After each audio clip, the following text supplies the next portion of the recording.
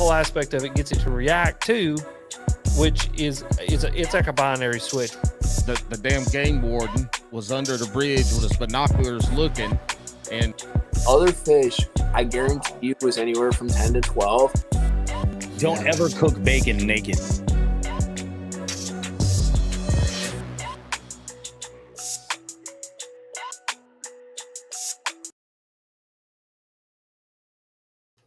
And we are here. We're on different sides this time. But hey guys, Michael Bradley, one of the first ones in here. I know this one was kind of a last minute announcement. I have a couple of things that are going on with this one.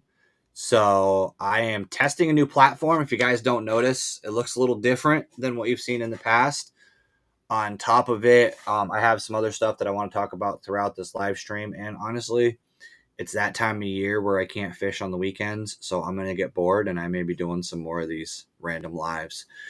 And as always, I don't always have a guest that's readily available, but sometimes people are always willing to talk fishing with me, so I get people to jump in and hang out. So I brought my boy Chris back in, and so you were saying that you were doing some duck hunting, but you might be going fishing tomorrow. Yeah, I think we're going to go out and try to have a little fun and play with some smallmouth, largemouth, and walleye tomorrow.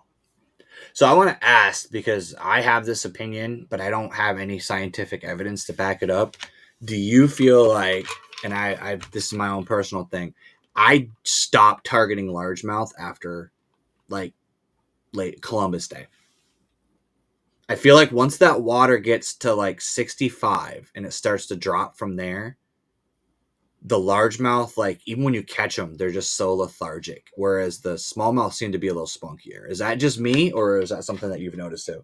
Normally, that's a true statement.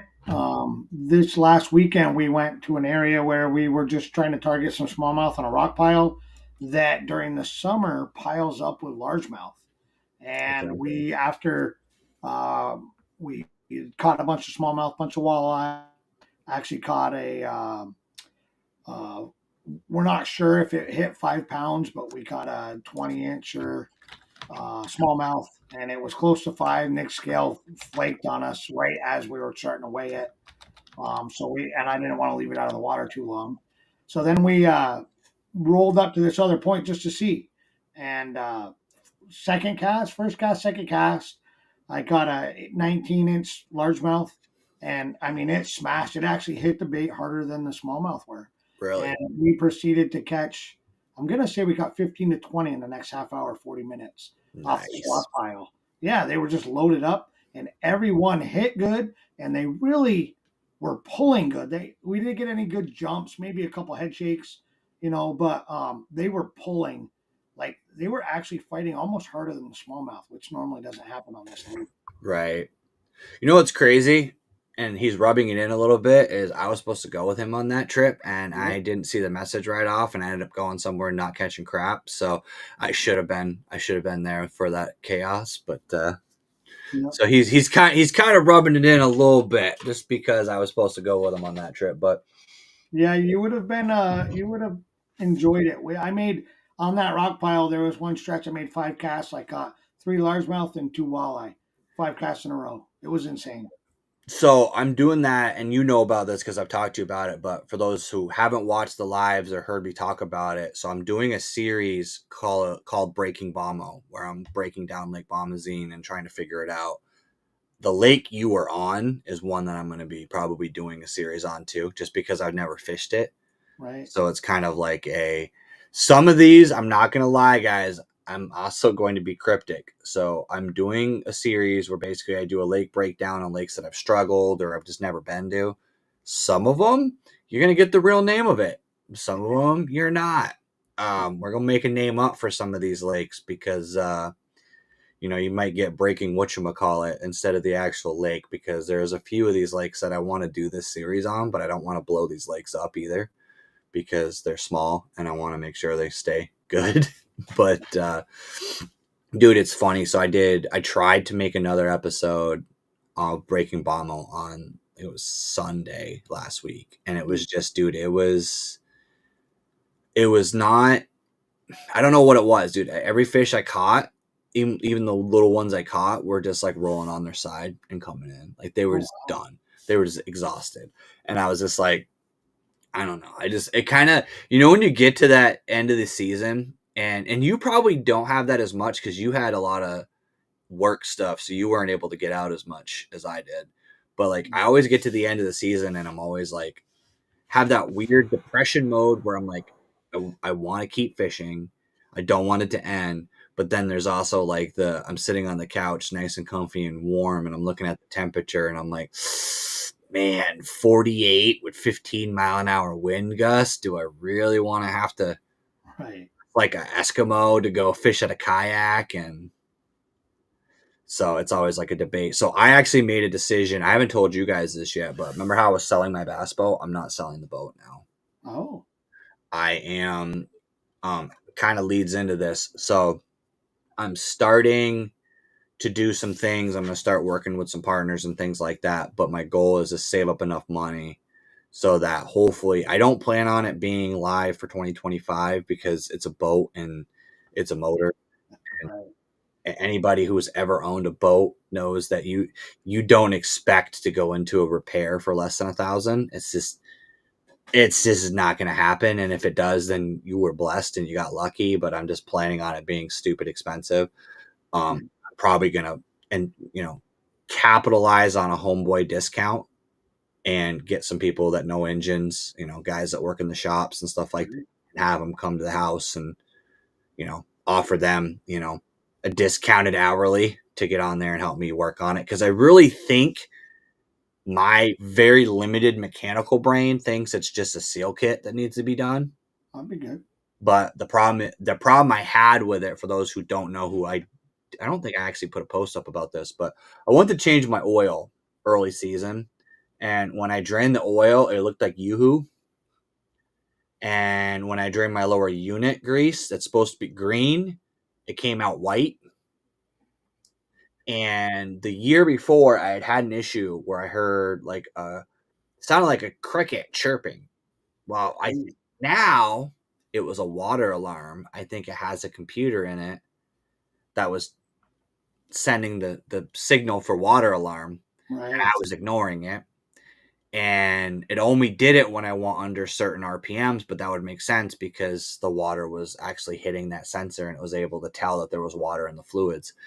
So I'm hoping that it's just tear it apart, go through it and reseal it all and get it out and run it. And then unfortunately it's going to be kind of expensive for two reasons. One, because I'm going to have to tear it all down.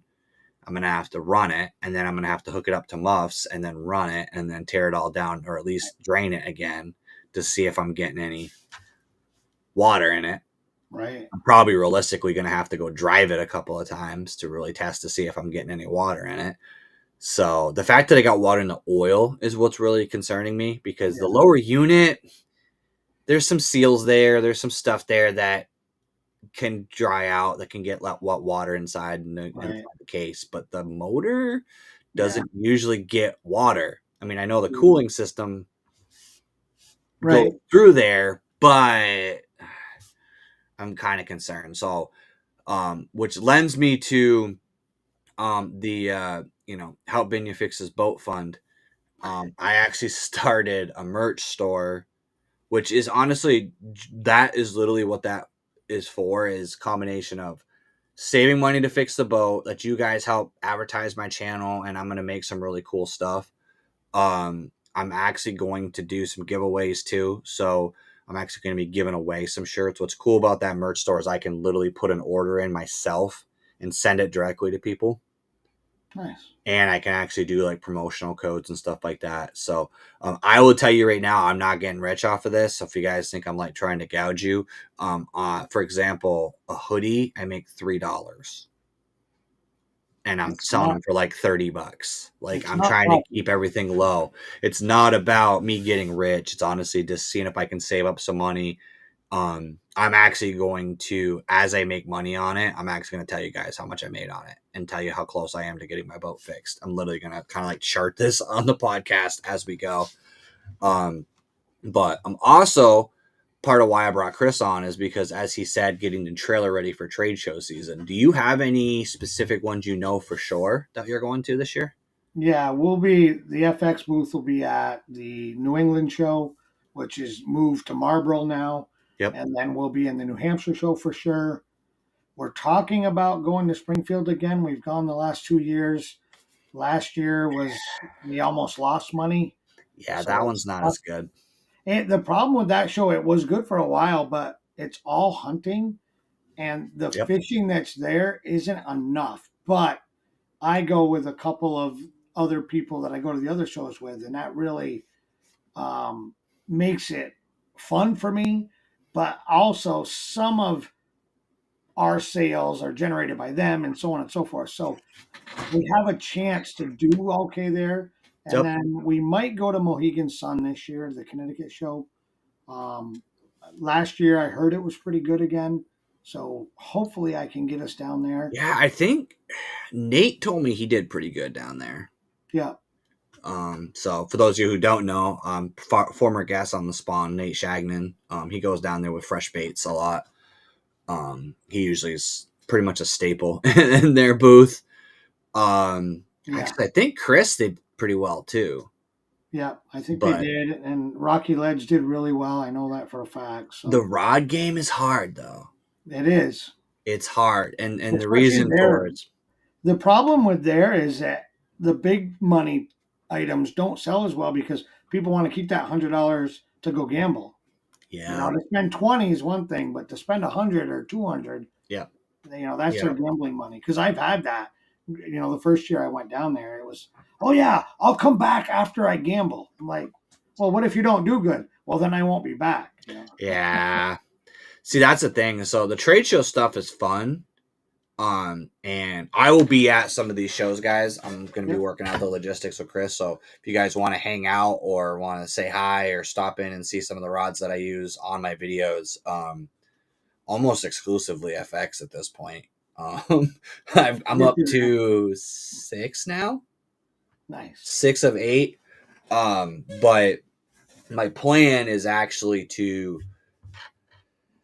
I was going to do a live stream from one of them, but it's so loud in there. I'm not so sure you'd be able to hear anything, but I am going to record some content for you guys and show you some stuff. But if you guys are interested in checking out FX rods, definitely come hang out with us. I will probably put a post up once I've confirmed which dates I'm going to. Perfect. And that's my goal. I may end up just going to all of them, to be honest, even if it's just for a day, come down and spend the day. That's a good way to do it. I'm there start to finish, set up, tear down, everything. But the way to do it is go for a day. You spend a couple hours in the booth in the morning, you rock around, you have lunch, then you come back for an hour or two, and you get to really see and do everything you want. But if you can put in 4 to 6 hours in the booth, normally that's enough to get you the experience. And really, the biggest thing about it, people don't understand, is just putting the rods in their hand. They sell themselves, but as you always, your first rod, you were like, I want this one. I'm like, what are you doing with it? I ask you. You tell me. I'm like, hey, try this one. And you're like, oh, wait a minute. That's what I want, not the other one. Because rods and I don't care what company you go with, rods are different. No matter what they tell you, every company is a little different here or there, whether it's the flex, whether it's the action, whether it's just the weight of the blank. That matters, right? And you've noticed that now. Even within the same rod. Absolutely. Like, I will admit the Carbon Series rods are different than the Extreme Angler rods. Oh, absolutely. Now, that being said, in my personal opinion, and I am pro staff. I want to be clear, guys. I'm pro staff, which means I get a discount. It does not mean I get them for free. I'm still paying for them, right? So am I. But at the end of the day, $108 for what you're getting in a Carbon Series rod, I can tell you right now, I sold Luz, I sold Abu Garcia, and I sold 13 to make way for that $108 rod. So I sold rods that I paid more for, right?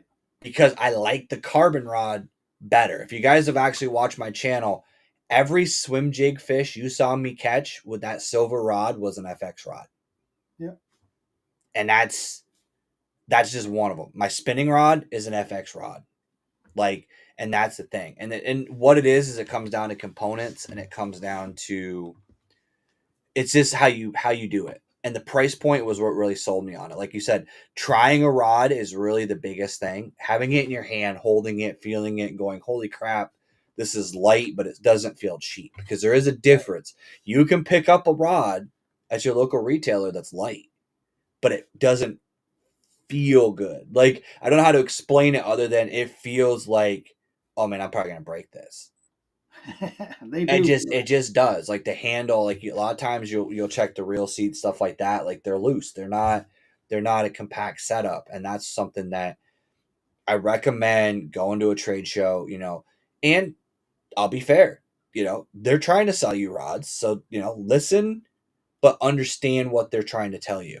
If they're constantly trying to talk you into their top of the line rod and this is the only one you need, maybe they're trying to upsell you.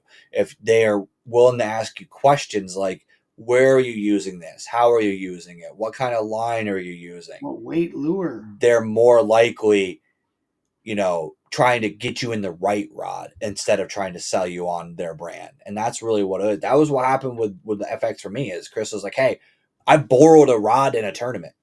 And I was like, yeah, I need one of these. We didn't even win that one. That was the one tournament that we didn't do good in. Right. If you guys just saw the AOI video, like we did really good this year, but that was one of the events we didn't place in the money on. But I caught a fish on a chatterbait, and I loved how it felt and how I fought that fish back. And I will tell you right now, that medium action, that moderate action rod is why I caught that 20-inch smallie on Elmore.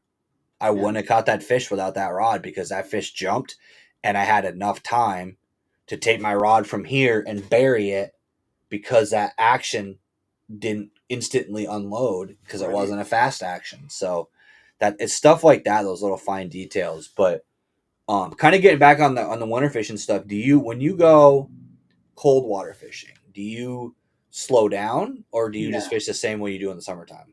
No, I slow way down. You know me, I'd like to throw a frog in a chatterbait 90% of the time if I can. Yeah, that's true. Or a jerkbait. Early spring, late fall, it's normally a Ned or a, everybody calls it whatever they want, a Demiki, or this or that, whatever. Yeah. I don't have live scope, but I've been throwing a Ned style bait, but swimming it more like a Demiki on a head that I make. And I've been throwing that for 6-7 years now, just like everybody does on their scopes now. Yeah. And I throw those, and I people call it hover strolling now. That's another term. That's exactly how I fish that. I let that bait swim on semi-slack line, and so it's swimming at me as slow as it can, slowly falling. But when I figure out what depth range you're in, I count it down, and then I try to keep it in that range and let it glide to me is the best way to describe that. Yep. And then the other way is, of course, Ned, whatever way, or drop shot straight on the bottom. And that's what we've been doing the last couple weeks. Everything's been more on the bottom than that mid water column. They've been down. And I say that, but we've also, that rock pile, the top of that rock pile, some of those rocks are in 3 feet of water, so that's what happened when we went down to Connecticut River. From 8 feet to 3 feet on that rock pile, and we were just letting it, as soon as it would hit the bottom, they would have it. When we went to Connecticut River, that's what it was. We found that there's one spot, it's literally in the middle of the river, and it's this huge rock pile, like it's even channel marked, like it's like they're like, you need to avoid it. And it was 8 to 10 feet of water on either side, but right there it was like 2. Like you're looking at boulders, and that's where we were all of our luck. And it was kind of, it wasn't hover strolling, but it was a 16th ounce swim bait head with a 3-inch Kitech. Yeah. So it's in the same vein, it's that small category. Bait. Yeah. Because that's what I do. The funny part is no one really talks about this, but like a lot of people think about fall weirdly. Like I just fish fall like I fish spawn. Yeah. It's the same. Like it's just like, you know, when you get to May, the same baits you're going to throw in May are the ones I'm Absolutely. throwing in October, November. Yeah. Because the water temp's getting back down to that same level again. Yeah. Exactly. No, you're 100% right. And I I can't remember. No, I can't remember if I threw it. No, I threw a jerkbait for a little while the other day. But I haven't had a hit on the jerkbait in a couple weeks. So See, I've had a few, yeah. and I've had varying success, but see, my jerkbait game is still not there. Yeah. I don't have the confidence in it yet, and the problem is that is a physically exertion. Like you're tired when you do it long enough, so like I can't mentally dedicate enough time to really stick with it to see Yeah. if there really is a bite. It's like, okay, the situation lends to it. I'll tie it on. I'll try it for a while. If I get a few hits, cool. That stays tied on. Because that's Yeah. kind of how I fish too. Like I Right. have 8 rods with me, but I go out there with a plan of 8 rods, and each rod has a different style of bait on it. If Yeah. I catch a fish on a rod, that rod's now locked for the rest of the day. It may not be a smart move, but that's kind of how I do it. So like if I catch a fish on a swim jig, that exact setup stays as is for the rest of the day, and I'm going to throw it in the situation that warrants it, and then I'll keep rotating out the other rods until either if I get through all 8 and they've all caught fish, then I've had a hell of a day anyways. Right. But really it's just a matter of narrowing down what the bait is. So typically I'll run, and that's why I run 8. Everybody always asks, like people at the ramp that aren't obviously bass fishermen are like, why do you have so many rods? And I'm like, well, because I throw a bait that's going to drag the bottom. I throw a finesse bait. I throw a loud bait, like a chatter bait or a loud crank bait. And then I have like every different situation. So I'm like, oh, look, a tree, Texas rig. Oh, look, a dock, wacky rig. Like I'm have the bait just ready to go when I get on that type of cover. And then, Yeah. but that's where the money comes in. And that's where not everybody can afford to have 14 rods leaning against the wall back here. But Right. I mean, I literally have rods that I change out for, like, when I go to a smallmouth lake, I run more fluoro than if I go to a largemouth lake because smallmouth tend to be a little more line shy. Yeah. And you want a later presentation, so you need it to fall faster. So Yeah. there's a lot of reasons to have that different setup. I mean, I have a lot more than that for rods, and Yeah, you should see them, guys. You should see them at the ramp, but and when I go out, in the tournaments, I'm running 9 normally, and the same concept as you. I normally have my 2 primary baits. I'll have 2 rods, whether it's 2 different colors or 2 different weights, Yep. depending. So those 4 rods are kind of already designated. Then the other rods, depending on what they're going on. And I've even at times had 3 or 4 of one style when that was really the right bait.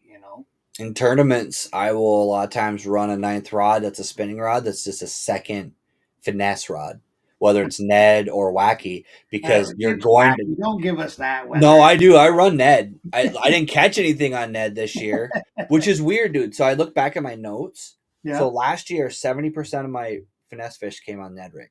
Oh yeah. This year, it was all Wacky rig.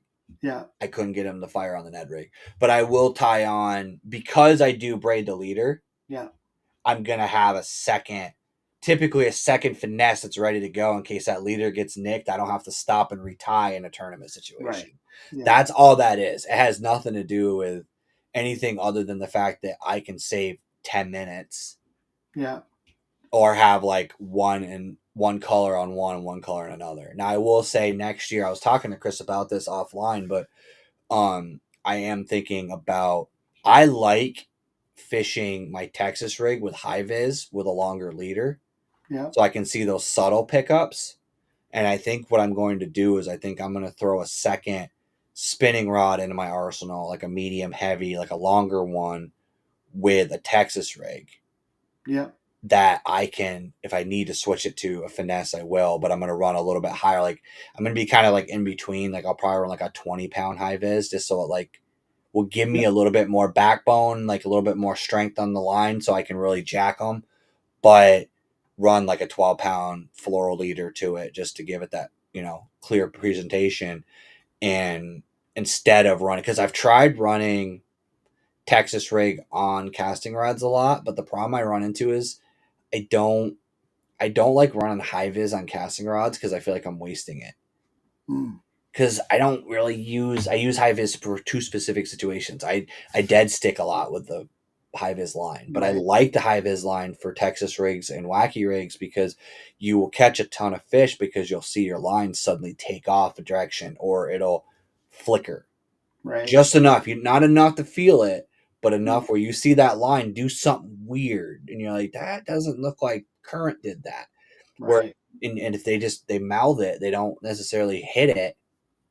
Yeah, or they come at you, that happens. That smallmouth will do that a lot, dude. They'll pick up the bait and then they're running to you. And when you see your line suddenly coming against the current, you're like, oh, that's definitely a fish. But that's something that I've definitely dabbled with a little bit. And I'm going to probably do a bit more because I'm also big news. Part of the big news for this is I am buying a new kayak next year. Just working out trying to partner with a kayak dealer, but if I can't, I'm just going to pay straight up for it. Part of that trade show deal is a lot of times there's some really good deals at those trade shows. And there's a good chance that I might be able to pick up, the kayak, the specific model I want at a trade show. And I'm actually, you're going to laugh at this because you know how I fish. I'm actually looking at that Eagle 9. Yeah. Because it's got that smaller forward facing, but it's all one. For a kayak, I feel like that's that middle ground to be able to get into that world. And I'm not going to get into the debate about forward facing sonar and all that, but having down and forward facing and mapping in one unit, right? It is a limited forward facing. Yeah. Kind of entices me to think about maybe making the investment in that because I like the Lowrance, the way they have their view, because I don't know if you know how they do it, but they actually overlay 2D on down imaging. Yeah. So when it marks a fish, it actually shoots both a down imaging and a 2D beam at the same time. And when it renders it as a fish, when it identifies it as a fish, it displays it as 2D. Right. So what it does is it really uses down imaging for structure, but it uses the 2D to mark the fish because 2D actually does mark fish better than down imaging. Yeah, because 2D gets the density of the fish. Yeah. So they do it as one overlaid screen, and I like that because you can see it better. And I'm not willing to sit there and squint at that and be like, I think that dot is a fish. I just don't have right. I have too much ADHD for that shit. I can't sit there and stare at that screen. But there is times, and there was a few tournaments where if I had been able to go out deep and see if I could see fish schooling right in 10, 20 feet of water, that would change a lot for me because I honestly fish the bank because I can see there's a dock there. There's a rock pile. There's a tree. There's something to cast to. If I could get out deep and point that thing at something and be like, oh, there's stuff moving here. What is it? It's impossible. I don't know if I'm going to make the investment. It really depends on whether or not I can get a good deal on the kayak, and then I'm going to invest in the electronics to go with it. But I'm upgrading to a bigger boat basically. But that's going to be my decision is, am I going forward facing or am I going with a spot lock? The problem is, the reason why I want the spot lock is to fish like you want to fish with a forward. So it's kind of a catch-22 for me. But see, it's going to be tricky too, dude, because Motor Guide's gone. Yeah, I would probably buy a Terova anyway for myself. Actually, what I really would love to do is pick up a used Ultrax so it deploys by itself. That would be the way to go. Yeah. But, who knows? See, it's an Ultra, right? Yeah, the Ultra is the one. Yeah. So, dude, because I'm going the other way. So, what I decided I was going to do, I had the issues with my rowboat. Yeah. So, I'm going to buy just a tiller style. Yep. And, rig it on the back. Because the swivel seat. Right. I'm going to be able to turn sideways and I can Yeah. run it straight off the back with a Yak Gadget makes a Right, the extended. transom plastic transom mount that fits Yeah. right where the power pole bolts in. Right. So I can buy that. It'll give me it's a 3D printed light plastic mount. And then because of the swivel seat in that kayak, I'll be able to turn sideways, just grab that motor, get to my spot, kill it, lift it, because I Yeah. can turn completely back, trim Right. it up, and then fish, and then go trim it back down when I want to move to the next spot.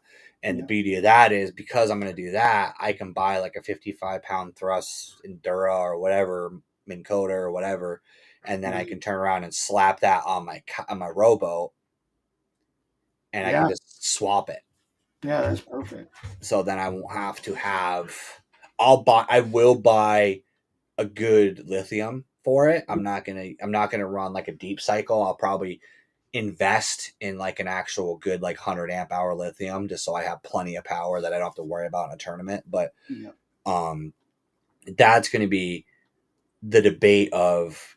I've got a lot of things I want to do. The kayak is the first thing I think. I hate to say it, but I think my kayak has a leak. Oh no. So the last 3 times I've fished out of my kayak, there's been water in it. Ooh. And I thought it happened after Magog. And I Oh. thought it was just waves splashing Right. over That and was getting rough. in the cover. But the last 2 times I fished, it wasn't rough. And I'm pretty sure I had the cover closed. And there was this much water in the Ooh. nose. So it's not full all the way to the end, Right.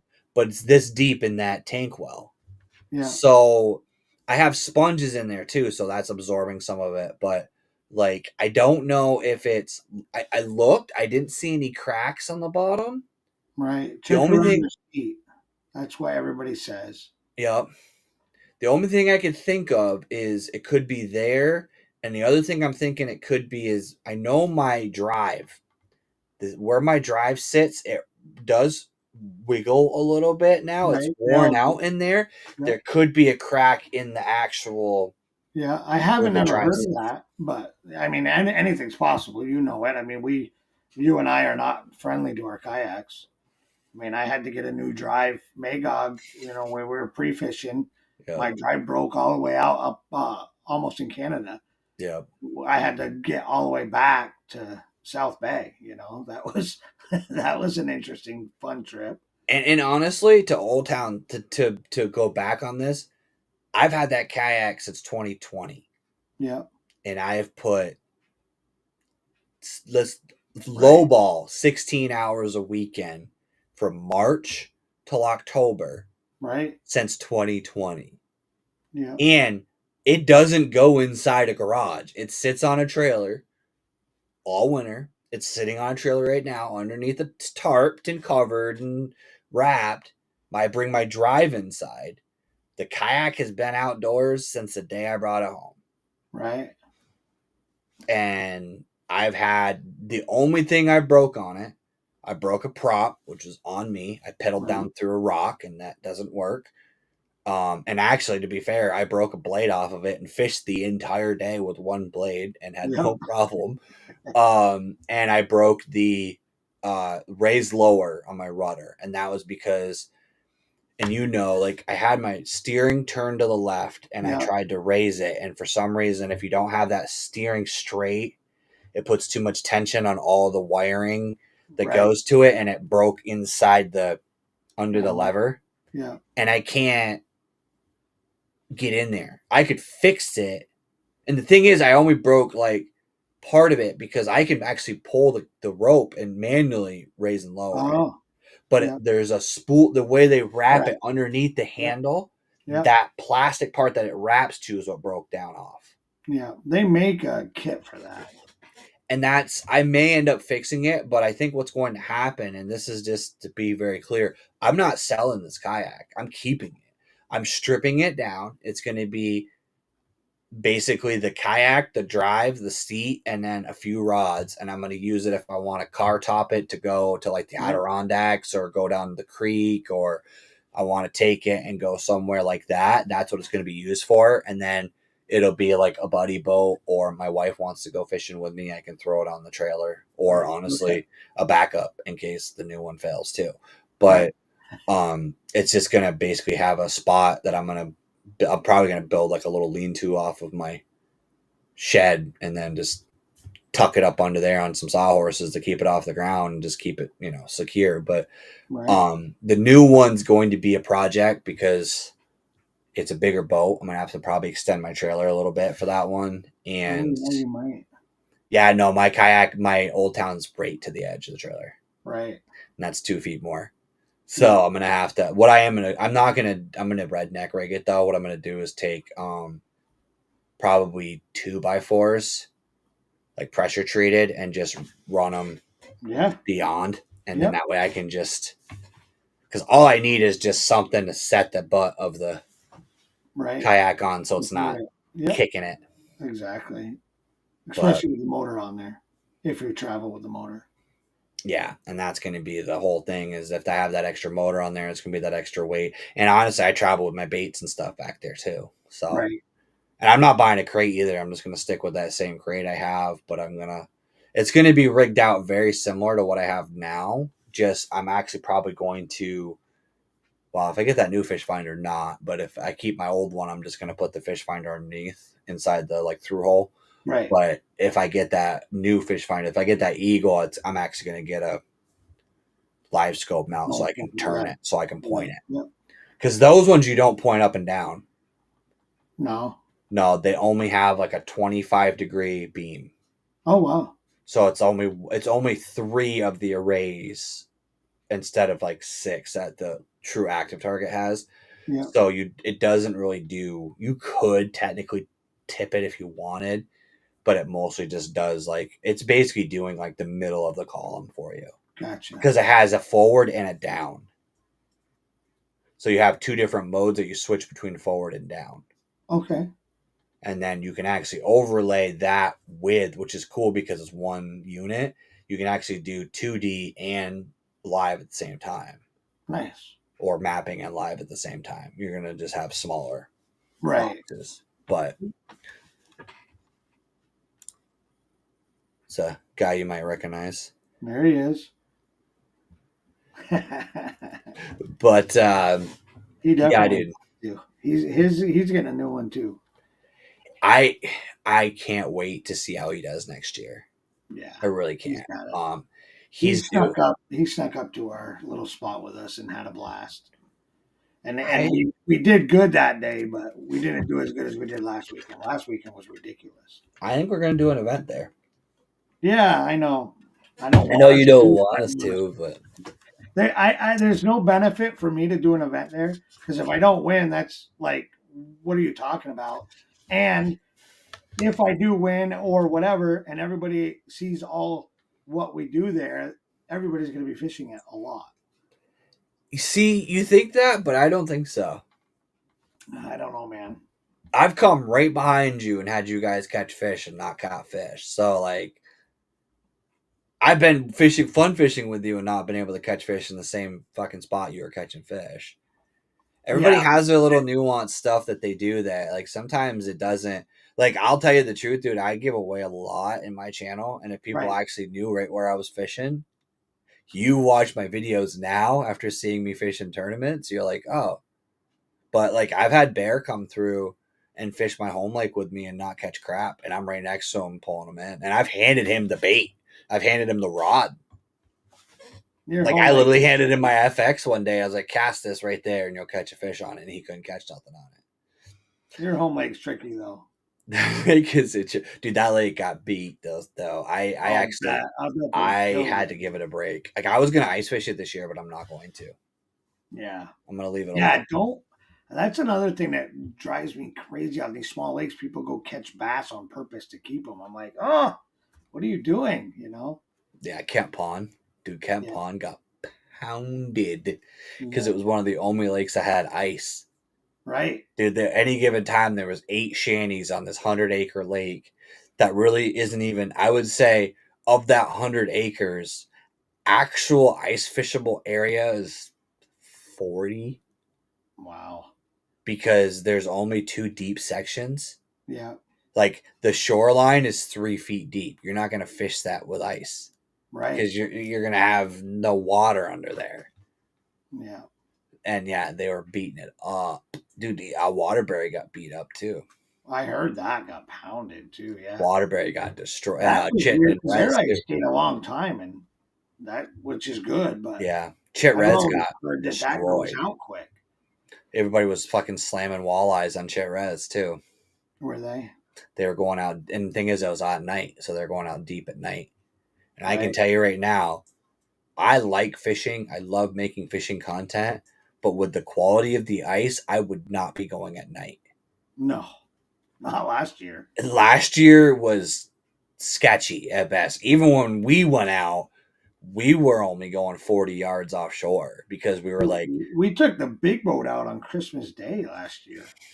oh, we couldn't even get ice fishing until like March. Yeah, and I mean, I fished all year. I used my kayak in like February.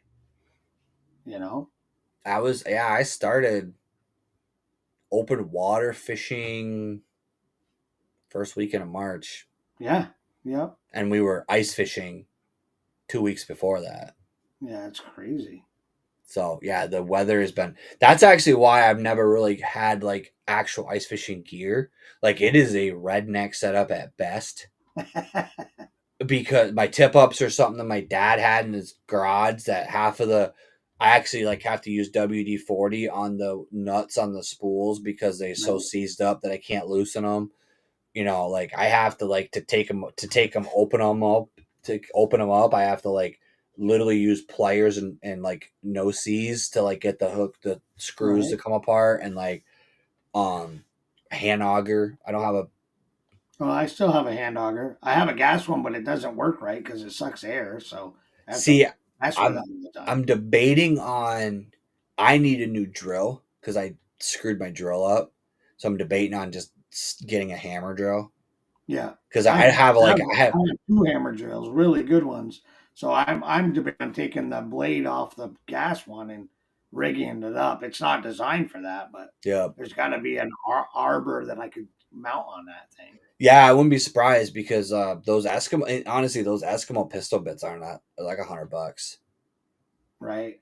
and that's what my brother uses. They have a 6 and an 8-inch pistol bit that Eskimo makes for a drill, and that's what I've been debating on. Is like if I do that, then that would be worth because I'm not buying an auger for an auger. I'm buying Right. a drill that I can drill holes with, that I can do projects around the house with, that I can then take ice fishing.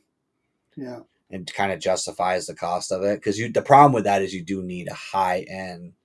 You can't buy like Yeah. a cheap $40 Braun drill at Harbor Freight. You really need like a Milwaukee Fuel or Yeah. A I have a good one. Makita. I have the high end hammer drill Makita, and that thing. I mean, Makita, doing Milwaukee. a auger bit through 4x4. I can do it through ice. So. Yeah. So that works. So that's why I've been kind of debating on doing that. Yeah. But other than that, dude, and the thing is, I don't even bring a shanty because I never go in the shanty when I ice fish. Yeah. I find if I go in the shanty, I get cold. I bring one, but I bring it more for the kids or whatever, and I just have it because it's one of those things. If something were to happen, you get in the shanty, you can get comfortable, and Yeah. See, Bear has one. He has I think it's a 4-man or 6-man. Yeah. I think it's an Eskimo. Oh, he's got like a tent one. He's got the actual like hub style. Yeah, mine's older than Bear, probably my shanty. So it's what I want is I want a sled flip over, but that's dude, what they're mine so is. freaking expensive, dude. Yeah. Well, mine's not even mine's a homemade on skis flip over. Yeah. But it has a wood deck on both sides. Nice. So you fold it in half and you tow it wherever you want, and then you flop it open, and then you can fish 4 in it. It's 2 or 3 comfortably. The 4th person makes it a little awkward. Yeah, and honestly, I can't say I don't go in it because when he had his setup, we definitely used it. But if I'm going, like, I don't bring it because I don't go in it as much. Right. It's really just like it's really freaking cold or really freaking windy. I'll get in there for a few minutes, but I usually try to stay out of it because I find that I get cold faster if I go in and out than if I just acclimate to the cold and stay out there. Now, one thing I did buy, dude, that I used for hunting today that was kind of nice is I bought a battery powered hand warmer. Nice. So Ozark Trail makes this like it's basically a battery bank. Yeah. And you recharge it. It's got a USB-C charger, but it literally you just turn it on and then you can just hold it in your hands. So I stuck it in one of those hunting hand muffs. Yeah. Dude, that's going to be a game changer for ice fishing because I don't know if you are hooking minnows or rigging your tip ups with gloves on, you're lying. Right. Yeah. I have never found a pair of gloves that I can get a minnow hooked or I can get a hook out of a fish or I can run a sounder down a hole. I can't do any of that stuff with gloves on. I can't. So your hands are just done, 5 minutes into setting up. Whereas if I had that thing, I could just stick my hands in, grab onto that thing, warm them up real quick, go back to the next tip up and just work my way through, turn it off, and then have it for later. So I'm pretty excited about that because that was one of the only things that sucked about ice fishing was your hands are just always cold. Right. And then usually you end up like, if you have a glove on, it ends up wet because you're putting your wet hands in and out of the glove, or if you have waterproof gloves, they're just so thick that you can't use them. I don't know. Right. I haven't found out a good way to do it yet, apparently, but no, there's not really a good one. And I mean, because we duck hunt pretty serious all the way to the end of the year, so we have plenty of gloves, and I have 2 pairs over the years that have worked well that I can get on and off easily, no matter how wet my hands are, and be semi-warm. So those go ice fishing with me every time, I'm looking at, though, I'm not going to lie, AFCO just released some cold water those ones. look nice, yeah. Those, I'm kind of curious about those. Yeah, I am too, and I'm thinking about buying a Reaper coat. I have a Reaper hoodie, but I'm thinking about buying a Reaper coat. Yep. The water, it's not, what is it, windproof maybe, or rainproof, whatever they call it? So Bass Dash knocked them off. So that hoodie I wear at tournaments, Yep. that's a knockoff Reaper hoodie. Oh, is it? Yeah. And I love my Reaper. I'll never get sponsored by Bass Dash because I just said that, but that's what it is. So what it is they make it out of a material that's water resistant, but what it does is it kind of reminds me of wool in the sense of the shell will get wet, but the liner doesn't get wet. Nice. So the way they make it, it's a weird material where it'll get heavier and wet as you go throughout the day. Like that's what I had on at Magog. Yeah.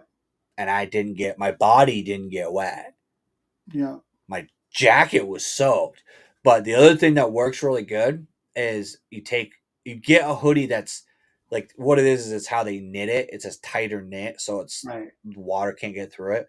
I actually bought Soft Sole of all companies makes a clothing waterproof. Yeah. Oh, you just froze. Am I froze? You froze. Oh, you're gone.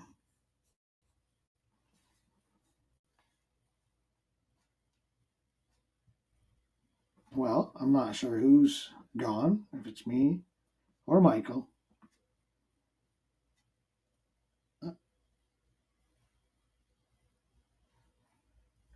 And he's coming back in. Nope, he's still gone. You missing me or am I missing you? This is the problem with trying new products.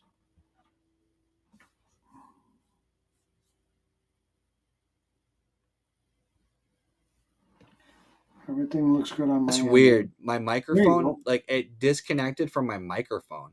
Oh, weird. For some reason. You That's are really right. weird. Clean and clear It now. stopped working. That's weird, dude. It like turned my mic off. Huh. Yeah, because I could see But you no. talking. Yeah, it's like it said my device disconnected, but it actually didn't. So what I was saying is they Soft Sole, like the sneaker ball, like the ones that made like this, they make a clothing spray. It's kind of like the boot spray. Yep. But it's for clothing. Nice. And if you take your hoodies, even a regular hoodie, it works, but not as good. Right. And you just spray it down. It kind of reminds me of Camp Dry. I was going to say, I have Camp Dry. I still have some old It's Camp Dry. very similar to that, but I think it's designed for fabrics. The water will bead off, Yeah. until you wash it a couple of times. Right. So you kind of go through a can. I go through like 3-4 cans of that a year, but a lot of times I freaking hate wearing a rain jacket. I freaking Yeah. hate it. I have a good one that I bought a Grundon from a fishing store in Maine.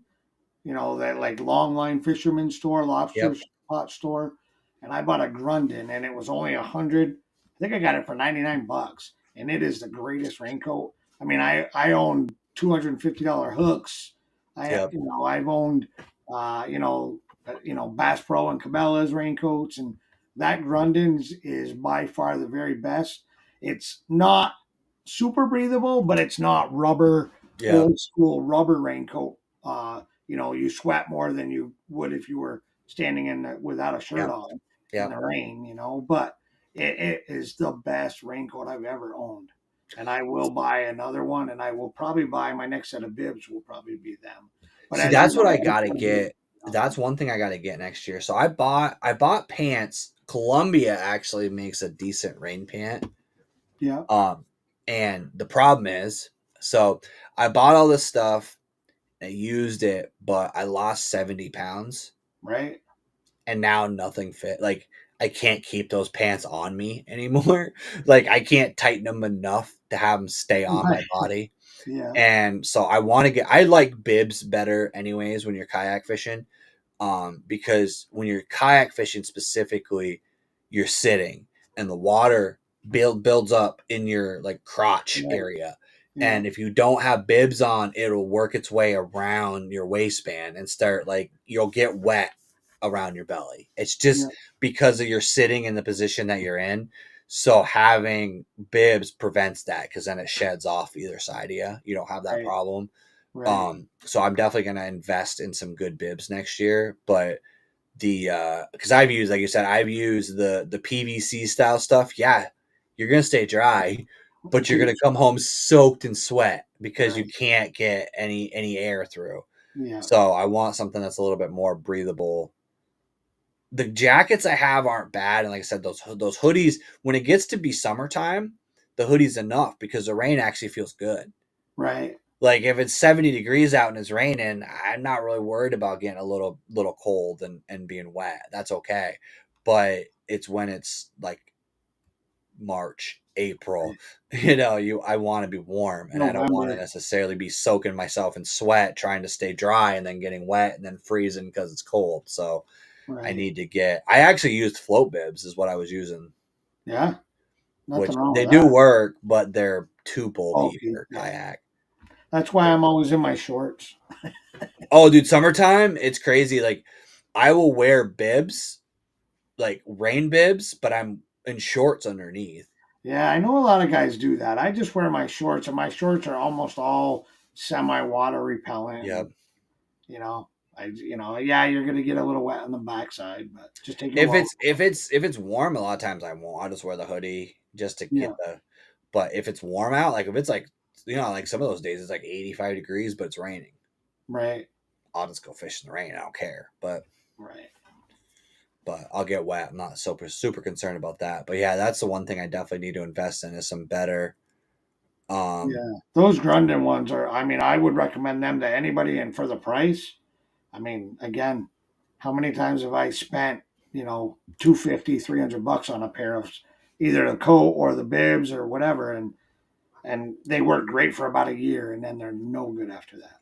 See, the problem too is that's what sucks about the bibs, the whole deal with the bibs or the pants or the jackets or stuff is like freaking fishing stuff, dude, is so expensive. Right. And the other issue I had with it, again, it's weird for me now because I'm finally getting back to I used to call it they don't have men's sizes because I couldn't buy like Hook, for example. They stop at 2X. Yeah. They don't go over 2X. A lot of companies stop at like XL or 2X. I still can't fit into like a 2X shirt. You got to be getting close. It's so, dude, I'm down to I'm trying to think. So last time I saw you, I've lost 10 pounds since then. Nice.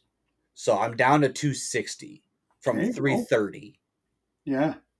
And So I'm getting to the point where like my hunting clothes, that was where I noticed it this year. Oh, man. You know, like hunting bibs, hunting pants, stuff like that. Like even just the walk out to my stand. That's the thing I never thought about. But the other thing I never thought about, dude, and it's a side effect I never considered, is I'm freaking cold now. Yeah. It's When you different. lose 70 pounds of insulation, it affects how warm you are. Like I get cold a lot faster now because I don't have all that extra padding. So I have to think It's a about good that thing, now, man. It's a too. good thing.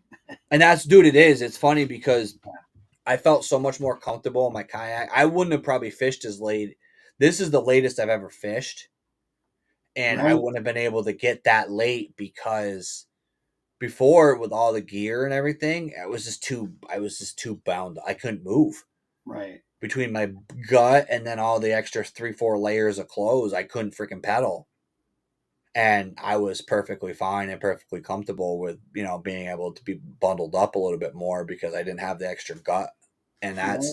that's been a big thing. I'm actually not on the shots right now because I have to wait for the freaking insurance to renew it. So it's been a rough week, but It is um, such a thing, you know. They give away free this, free that, and for something like this, it really, you know, people need that stuff, you do you know. know how much my Okay. insurance pays for that shit? Because I'm on hospital insurance. The insurance pays $2,600 a month for that shot. That's awesome. So I pay $22 copay.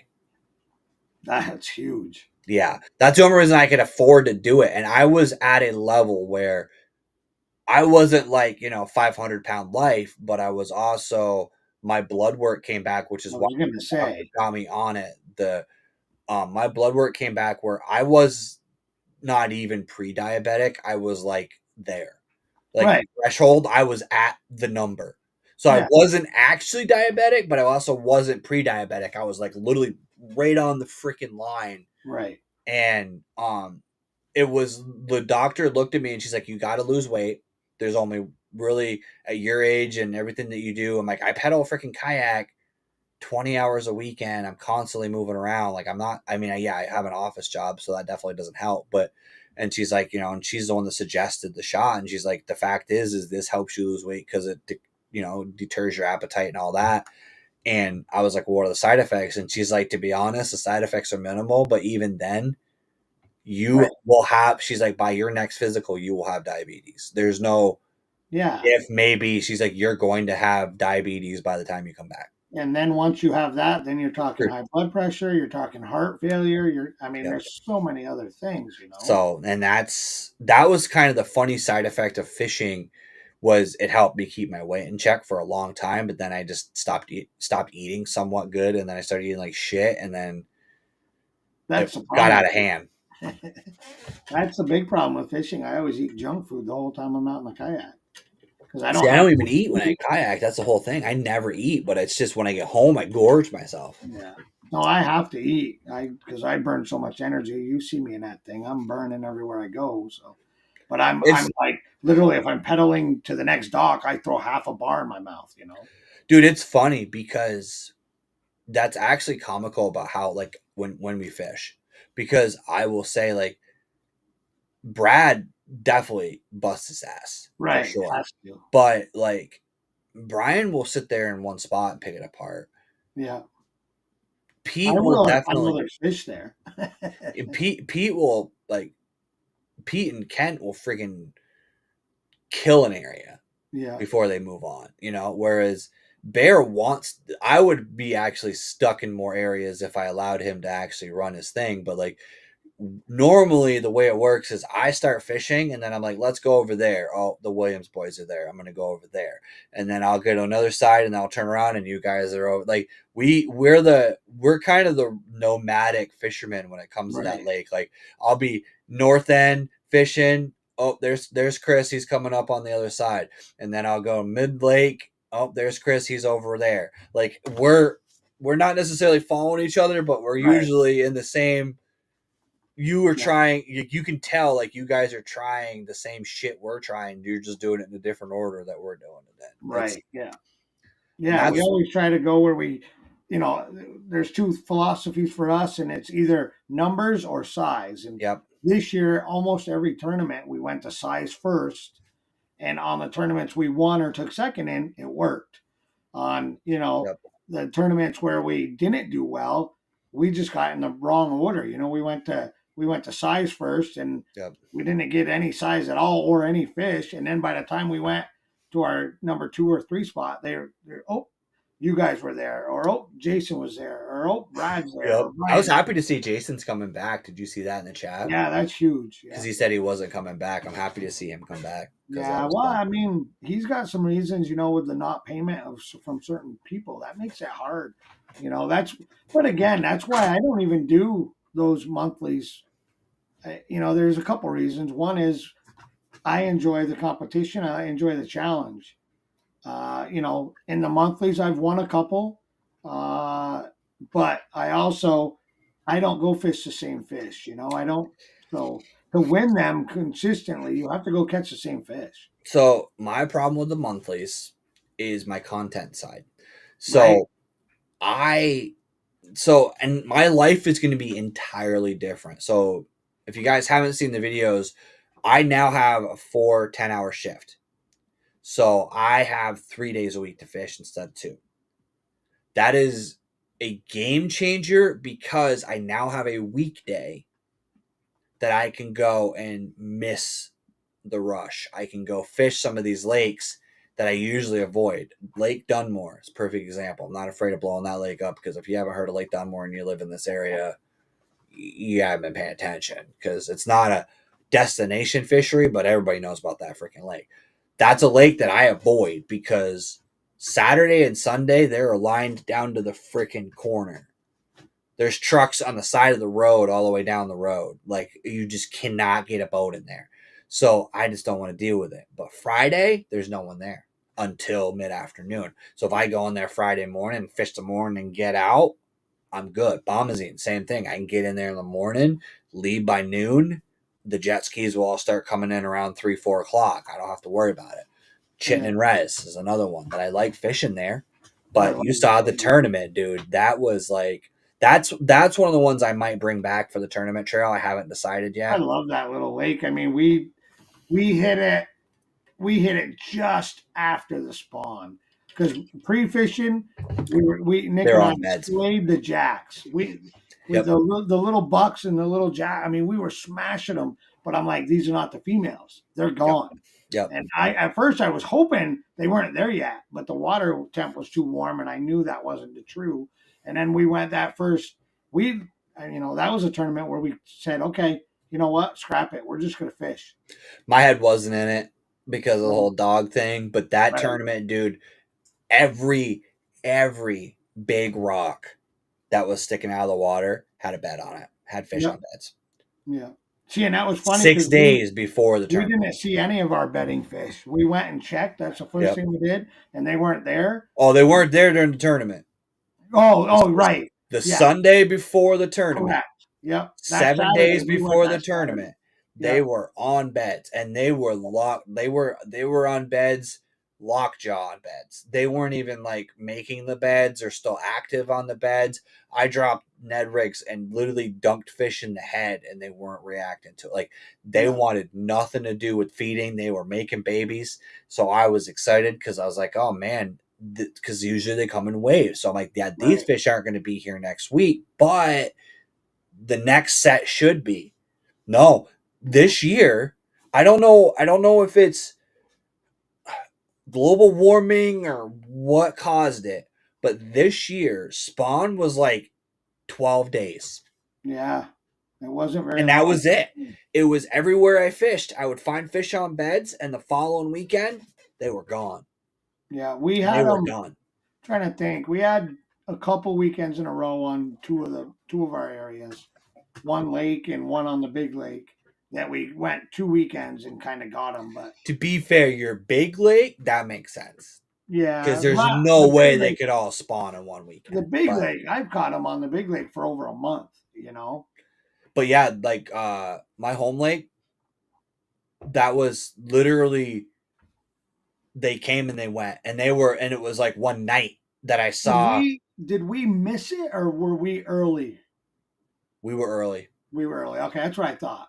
because that's what Um, we had. That's what I discovered is I saw them staging and I saw them holding, but nobody making beds. So I was like, did we miss it or were we early? We were So on my home lake, we were early, dude, because I went 2 weeks later, and that was the day. I don't know if I ever sent you guys a video, but that was the day where I came back from fishing, and I was looking around on my headlamp.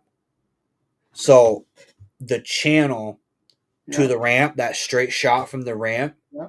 dude, there was 20 or 30 Wow. largemouth just laying on that bottom right there. Yeah, that's awesome. And I was looking left and right, and they were just fish, fish, fish, fish, and they had no concern that I was there. Right. Not Yeah, that 3 feet of water that I'm spotlighting them. right. They're in And- business. They're in And business. they weren't interested in anything I was doing. They were on beds and they were locked in. And then the next weekend, I slammed them, and that's when I caught like my PB largemouth and a lot of the big fish that you guys have seen in the little short videos. That was that week. Basically, it was that weekend, and then it was, which was weird too because I did really really good, and then they started having a lot of bass boat tournaments on there, and all those big fish moved out. Yeah. Yeah, I knew that when And you I guys struggled. said there were going to be a bass boat tournament on there. I'm like, what are they doing? Like, that makes no sense. I couldn't turn around in that parking lot. That's how many boats were in there. That's crazy. I counted 10 boats on that. It's 400 acres, and it Right. doesn't even fish 400 I was acres, gonna as you say, know. it Like, fishes it's not 400. 400 acres. Yeah, it- really. I mean, it maybe 2 bays. 100, maybe Yeah. 100. Yeah, it's 2 bays. Right. It's basically that first bay and on the backside, and that's it. The rest of it is hit or miss. And I can, like, that's a lake. Again, I spent a lot of hours on water. That's where a lot of my hours are spent. And it's just, and that was a crazy thing this year is like, that's what next year I am going to spend some time on Bombazine because I have heard that the spawn there is insane. Oh, it's got to be with the size of the fish that tournament put out that week after us. It's got to be insane. But that lake is just so weird. The water column is, that's what it is. You know, you gotta have Yeah. a periscope to fish that lake in that. And that lake is one of the reasons I want my home lake. Live scope's useless. Yeah, for most of it, you're right. If there was smallmouth in there, that lake would be live scope. I have Frenzy. 3 or 4 spots on that lake that I mean, when we pre-fished it, I fished it so hard because somebody had said, yeah, there's supposed to be smallmouth in there. I'm like, all right, I'm going to find them. Yep. We never found them. No, I've caught one. Yeah, And I don't think it was supposed to be there. If that was a smallmouth lake, I could tell you right where to go, and you Me would too. need live scope for that. I went Bombazine, on the snorkeling. other hand, Right. there's about 2 miles of shoreline that you wouldn't be on. Right. If you wanted smallmouth, you wouldn't go anywhere near the Route 30 side shoreline.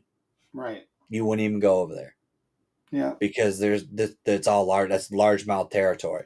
But the other shoreline, the opposite shoreline, if you had live scope and were able to tuck out from that shoreline and be able to see where they're suspended, and that's one of the reasons why I'm thinking about looking into it, because at the end of the day, it's going to give you that tool. But dude, it's funny because that smallmouth is something that I just barely really started figuring smallmouth out. Oh, I love smallmouth. That's why I was kind of bummed this year. We just didn't really have a good smallmouth lake, and I thought Chittenden was going to be awesome. That should have been the one. Nick and I were so pumped because we're like, yeah, smallmouth, we have a chance. And then we get there and they're all on beds, and I'm like, oh, this is going to be awesome. And then we go that day, first thing in the morning, we're like looking down at where I knew 4 decent fish were to get us started, like before we left the ramp, basically. Yep. And I'm like, they're gone. Nick goes, what? I go, they're gone. See, I'm considering they're gone. Somerset that I was talking about. Yeah. That has a lot of smallmouth, I guess. Oh, nice. So that's a heavy smallmouth lake, which is why I kind of want to do that one Yeah. as an event, because we can also camp there, because you could sleep in your trailer Right, There's a that'd be parking lot cool. right next to the ramp. I think that would be kind of fun. I'm thinking about. I got to talk to the guys about it, but I'm thinking about doing that one as a Saturday instead of a Sunday, so that guys could stay Saturday night Yeah, and then go home Sunday. yeah. Because I would like to try to do, like, my plan is to try to do like a cookout, like Oh, absolutely. get everybody to throw money in. I'll bring a grill and a bunch of stuff now that I have the cap that I sent in that picture. But hey guys, by the way, I have a cap now and I'm gonna be doing camping content. But I want to go down and, like, I might even bring a big grill, and just have Yeah, like a big we grill can down strap there. one in. And then cook food and just have people set up tents. And because the cool thing about that is it's literally national forest Right. and there's no fees or nothing, so you just stay there and sleep, so you don't have to pay, we don't have to book a site. So if the weather sucks and it's raining or whatever, we don't have to stay, we can all go home. But if it is nice enough to stay and camp out, we could. Yeah. So I'm thinking that I might try to work that out. But Chitin and Res is another option for that. You just can't camp at the ramp, Right. which means you would have to, like, hike a tent in. Yeah, what we would do is Nick and I would go out, like, maybe to that island or something and just stay out on the island. Well, see, here's the thing, dude. You could, with your trailer, and I would do it with my truck. There's actually a spot on the other side That other ramp. that there's actually a parking area Oh, you can that you're camp. allowed to camp at, because that is national forest. It's not a boat ramp. Got you. It's not actually part of. See, the problem is Vermont Fish and Game Right. made the rule that you can't stay at boat ramps. Right. That's not a boat ramp. It's actually a hiking access. It's a trailhead. Gotcha. So they allow you to stay there. So we could technically pull over there with our trucks, and we would have. It would be a little tight because it's really made for like a couple of cars, but we could.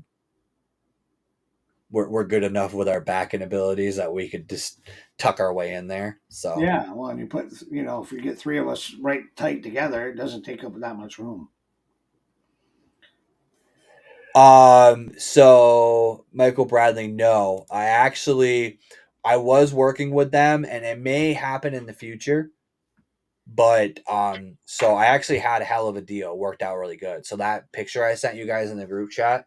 Yep. So he That listed new?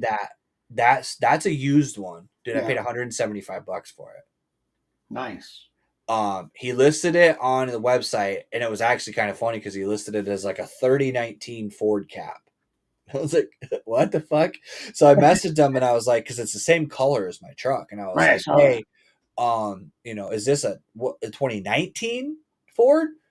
And he's like, oh, yeah, actually, I screwed that up. It's actually a 2018. And I was like, is it the Super Cab or the Super Crew? Because that's the thing that sucks about Ford is the Super Crew is a 5-foot box. Right. And the Super No. Cab is a 6-foot box. And then the regular cab, like, they have 4 different truck bed configurations, and the width is different on all of them too. Oh, So wow. I can't just buy like a 6.5 foot cap on a Tundra, a Chevy, and a GMC, and I think another. I'm not sure if the other ones, but anyways, those will technically fit an F-150, but they're a little narrow and they're a little iffy.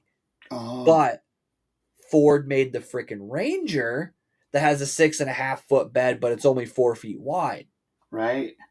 So then you get a Ford cap that's a 6 foot bed, but I was having a hell of a time finding a cap that would fit my truck. Yeah. Well, this guy literally has the exact same truck as me. Nice. Same color, same freaking truck as me. Like, I bought it today. I backed in next to his truck because he had it on his truck, and I was like, he probably wants to do that so we could just lift it and shift it. And I was going to measure the cap, but then I literally looked, and it's like, I parked next to his truck, and it's the same freaking mirror image of the truck. It's like, yeah, I guess I don't have to measure this. That's cool. And it has a slider windows in it, so it'll be nice in the summertime. I can open up the windows and vent it out. It had a little bit of like damage on the front where the tailgate is, where the rounded part is. The fiberglass is a little bit dry out, but it's on my truck and it has no problem. So Perfect. it's going to be, but that's where I want to try to do. That's why I want to try to do that Somerset event.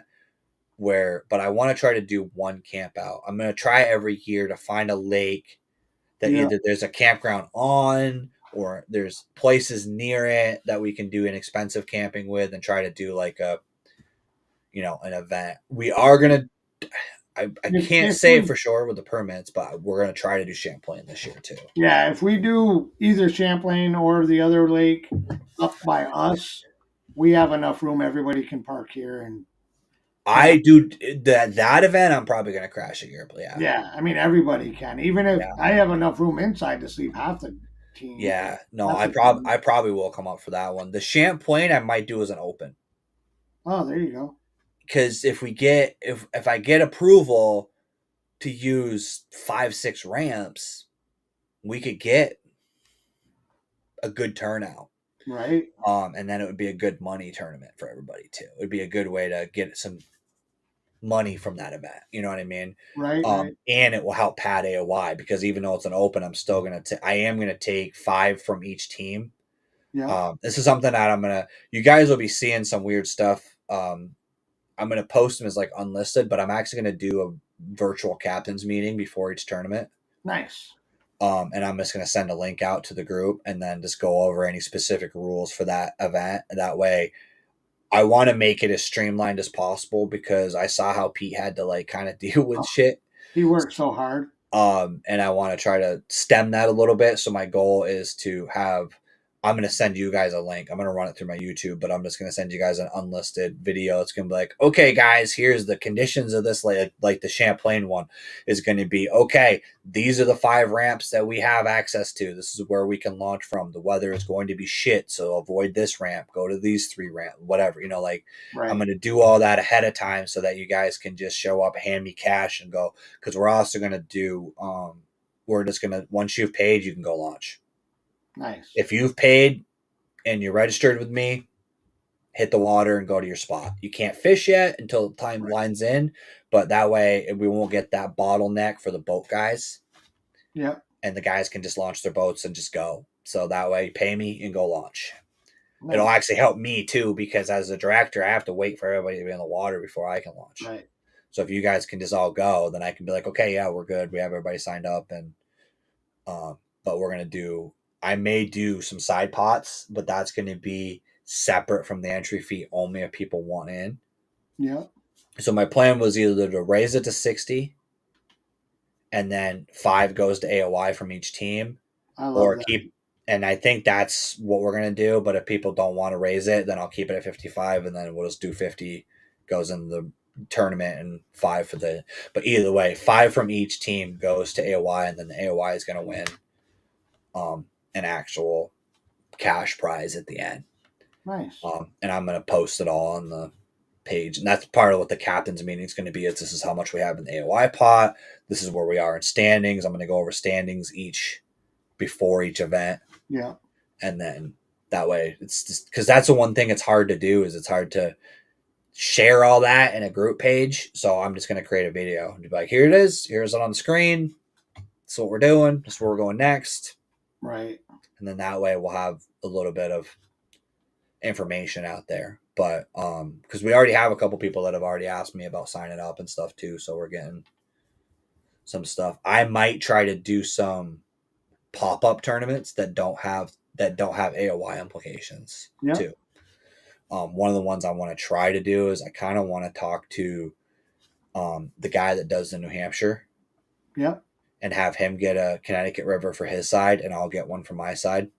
There you go. And then we'll do like a battle at the border, and just that'd be fun. If he gets the New Hampshire permit and I get the Vermont permit, then I don't have to go get both, and then it's gonna be a little easier for us to get a tournament going because then we only have one tournament fee each instead of trying to pay for. Because see, Vermont we're required to get 2, right? But New Hampshire's not. Yeah, New Hampshire doesn't like to play. that they don't let us. So Vermont doesn't make New Hampshire get a permit, but New Hampshire makes Vermont get a permit. Yeah. Same thing with New York. I'm going to have to be careful with. There's going to be boundaries where we're planning on doing one of the areas I have to be careful of. Like, you Well, can't go and here. the only Vermont, New York is cool because they play nice on the north end of the lake. It's down the south end where New York doesn't play nice. Yeah. Well, there is a place by Nice. the inland sea that you can't. New York people can't, but Yeah. Vermont people can. Yeah. Yeah. Yeah. So that's what they did. New York said, we're going to keep the south, you keep the inland sea. Yeah. So, Yeah. But yeah, so we're probably gonna wrap this up. We're going on like an hour and 20, and I'm getting up early to go hunting, and you probably got to actually work or no, I'm do going stuff. fishing tomorrow. Going fish tomorrow? Yeah. Definitely going fishing. Well, we'll have to. If he gets some really good pictures, guys, I'll post them on the channel. I'll try to do that. You know me, I suck at taking pictures. I win Lunker one tournament and I don't even have a picture of it. Yeah, that one, dude. So I didn't even submit mine. Right, I saw that on the last one there. You didn't. We had Big Bass 2 tournaments in a row, I think. Yep. And I didn't submit mine when I got it on Elmore. Right. I never submitted a photo because I know. I don't. The thing is, dude, I actually don't take photos when I'm fishing of myself. I don't. Any of the ones you see me holding the fish up, that's a screenshot from my video. Right. Right. Because I don't have a camera. Like, a fish doesn't look good like this to me. It doesn't. It looks small. It doesn't. It's an ego thing, but that fish does not look as good as it should against Right. my wide ass body. Right. Anybody who's seen me in person understands. Like, you guys that fish with me, you look at that fish and go, holy shit, that's like a titty and a half. So that's got to be like a 5-pounder. But people who don't know me and don't know how I'm built, they don't realize that, like, that fish is actually massive. And the other thing is, like, for me, I know how, like, a catch board, for example. If somebody Right. sends me a picture on a catch board, I know how big that fish is, because if it's spilling out over that board, Right. that board is wide. Yeah, unless you got that new board that Brad has, and the fish looks like a baby, no matter how big it is. If that fish is spilling over those boards, it's 8 Yeah. or 10. You didn't catch that in Vermont. No. I'm actually thinking about those, but Those things are awesome. I like the cull tabs. Yeah, I do too. I like that. a That lot. cull tab thing, especially with the way we do it, where we're not doing the app. Yeah. It's nice to know what your smallest is just by looking at your board. Right. Because then you get a fish, you put it down, and you go, oh, this black dot is inside of this tail, which means this is going to cull at least one. Right. It's nice to know that right off the cuff, because sometimes you could literally just throw a fish on there and it doesn't reach that tab. I don't even need to start worrying about Right. taking a picture. I'm done Yeah. at that point. I know that it's done. And where that end piece is, I have had problems with my freaking kayak, with my catch board, with the tag on the front on Yeah. that side. I've had problems where it being tipped down or the sun hitting it just right, whereas on the end you have to get that head anyways to show that they're touching the bump. So that, like, Right. it's something I'm thinking about getting. I'm just waiting, because the only thing is I want to see if it becomes more widely accepted. I know Slay accepts it, but not everybody has officially Yeah. made I it legal. think they're pushing for it to happen for next year, but you never know. So, but yeah, we're gonna wrap this up, guys. Like I said, the big news was the shop's opening. I'm gonna have a bunch of content coming up next year. I'm probably gonna do some trade show content, and I'm trying to go weekly going forward. That being said, I will not be doing live during the week of Thanksgiving, because everybody's traveling and no one watches it. And I will not be actually releasing any videos other than lives through the month of December. And the reason for that is because I ran out of videos. And I'll be honest, people don't really watch content in December. There's too much other stuff and too much other stresses on family, and I just leave December alone. So I consider that my vacation from content creation.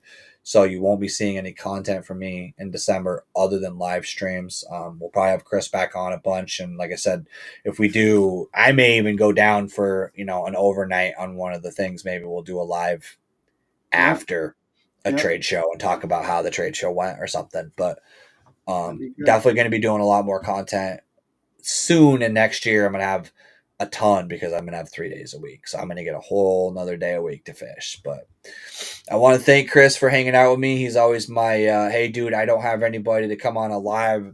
Will you jump online and talk fishing with me for an hour? So my unofficial co-host at this point. Yeah, And not quite there yet, but we'll get there. hopefully you get on him tomorrow. And I'm going to sit in a tree stand and hopefully get some meat in the freezer, but we'll see. Good luck with that, and stay warm. I'm going to try. The mornings have been brutal. Are you fishing early?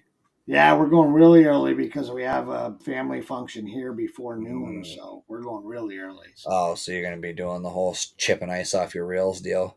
Yeah. That's fun. Bring a little Pam with us, loosen up the eyes. Yeah. Yeah, that's always fun.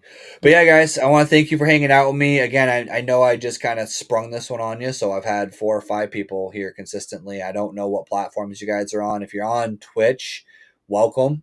That's a new platform for us, Facebook, all of that. But if you guys haven't subscribed, so you'll get notifications because I'll be doing this, once a week going forward. So I want to thank you guys, and I will see you all next week.